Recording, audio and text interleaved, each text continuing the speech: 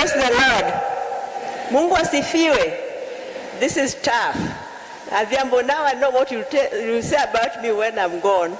I never did your hair because I didn't know how to plait hair. Up to now, I don't know. Thank you very much.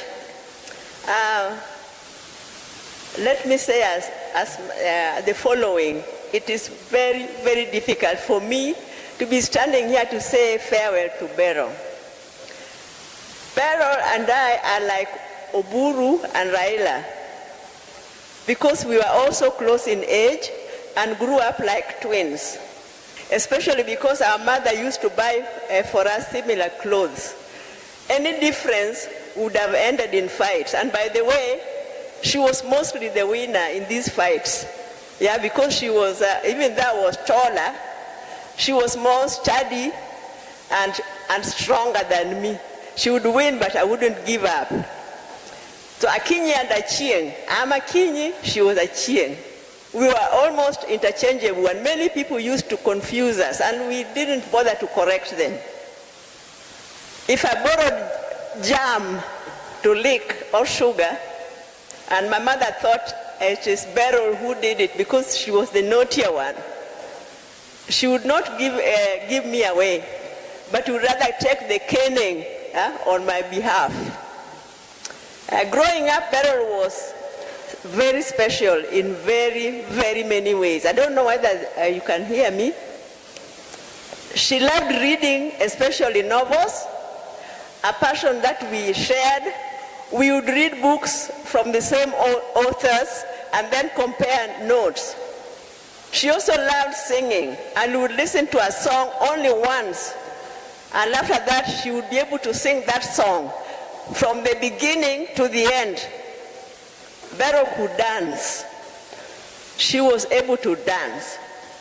As teenagers, we had a group in Kisumu called Kisumu Youth Association. And during holidays, we used to organize activities for members. So at one time, we organized a soul dance competition. And Beryl was dancing with Boniface Adoyo as her partner, dancing partner. Boniface Adoyo later in life rose to become a bishop and head of the Evangelical Alliance of Kenya. The two of them won. The two of them won that competition. I also took part, but I got no number. Those days, the three universities, Nairobi, Makerere, and the University of Dar es Salaam, were under one umbrella, known as University of East Africa. The Luo students from these three universities had a union whose patron was our dad, Jaramogi. Every December, they would organize activities in Kisumu, including games, cultural events, a dance, etc. So one time they organized a story writing competition for high school students. One was expected to create a story, write it, and then submit it for assessment by panelists who would then determine the winning story. Beryl's story won, and she got a prize. I also submitted a story which must somehow have gotten lost in the clouds. I do believe those people were discriminatory to me. So Beryl was a beauty. She joined Kenya High School in Form 5. At the time, I was already in my 6th form at the same school. Before she joined, I was passable in terms of looks. But when she joined, I was quickly relegated to the corner of average girls. She became one of the most beautiful and popular girls in the school.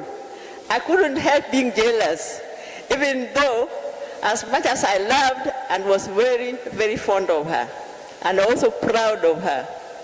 One time, she was walking along the streets of Nairobi when she was approached by some journalists from a monthly magazine called Drum, which used to have pictures of beautiful girls on their cover. So, the so-called beauty of the month. Every month had a particular girl as the beauty of the month. So Beryl came to ask me what to do, because they were asking her to become the cover girl for that particular month.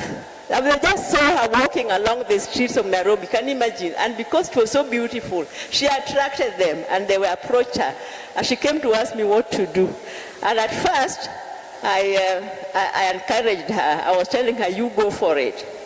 But then as we were talking, we remembered the kind of hysteria my father would have if he were to see that his daughter was on the cover of a magazine. It would have been a very sad state of affairs. So we decided to let the matter end. She never did it. So our family, I could go on and on and on about Beryl, but let me end here. Our family has had it rough. The last 1.5 months. The day Beryl passed, I questioned God. To be honest, I questioned God. I asked God, dear God, why? Tumefanya nini? What have we done? In fact, I was almost losing faith, believing God is not on our side as a family. Then I remembered the story of Horatio Spafford. He underwent many tragedies, including his fortune being burnt down, the death of his only son. When his wife and 4 daughters were traveling to Europe, there was a shipwreck, and only his wife survived. All 4 daughters died. Yet, as he was traveling to Europe to join his wife, and was shown mid-ocean, the exact spot where his daughters had drowned, instead of breaking down, he got inspiration to write one of the most consoling and spiritually uplifting songs. It is well with my soul.